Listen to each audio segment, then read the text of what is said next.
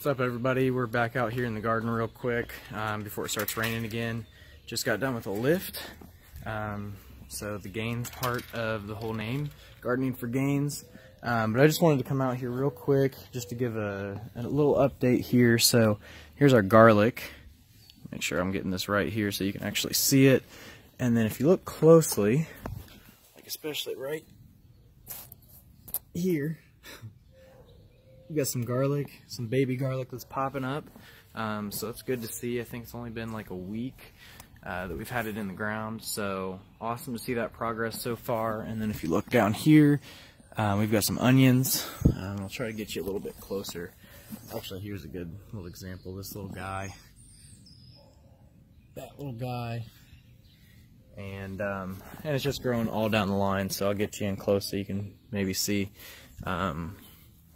So that's cool to see, you know, real quick progress there.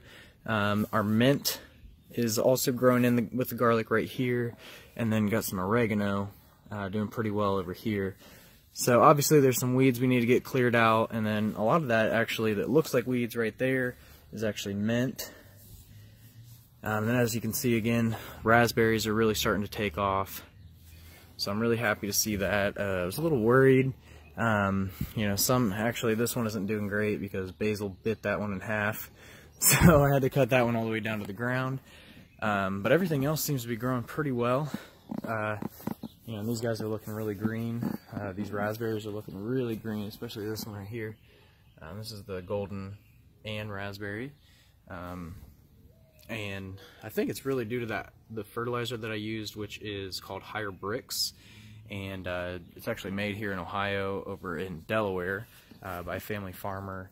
And it's got a good mix of stuff. It's all like derived from organic materials.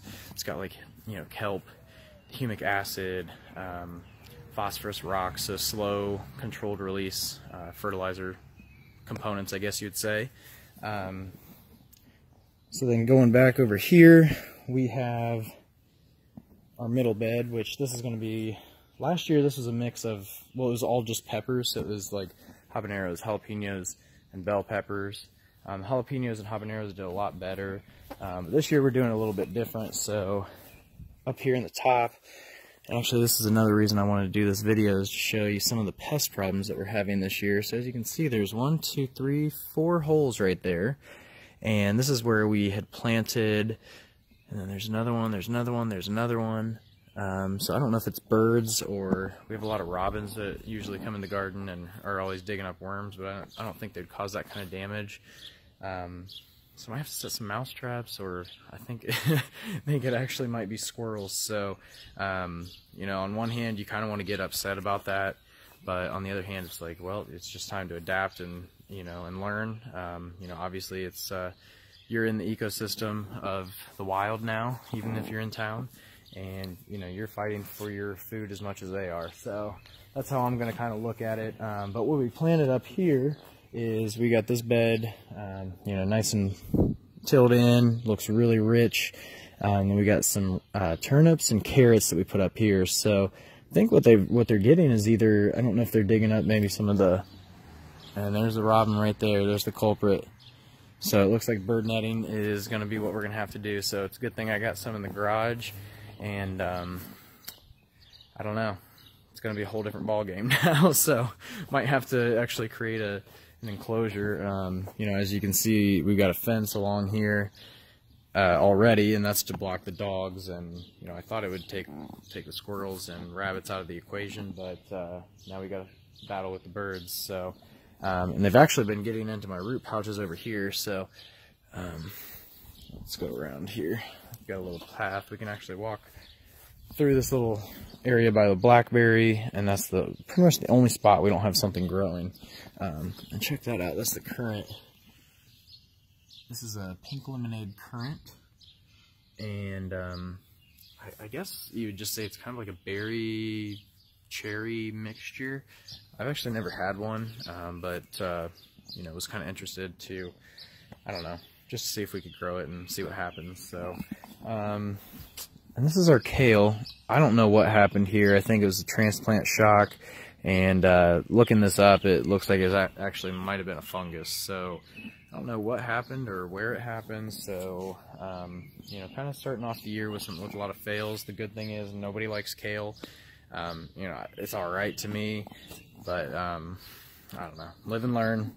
And then again, in these root pouches, you've got spots in almost every single pouch where there's been some disturbances. So I'm going to get to the bottom of this and you know, get that corrected so that we don't have to continue to fight this battle. So you know, there's a lot that's going right and a lot that's presenting a challenge, but that's the whole thing. The whole beauty about gardening is, you know, being able to kind of adapt to those challenges. And you know, that's why not everyone grows stuff, because it's frustrating. And you know, it's just, everyone thinks that there's like a linear path, like plant a seed, let it go, and that's just not the way the world works. You know, you got to put some work in.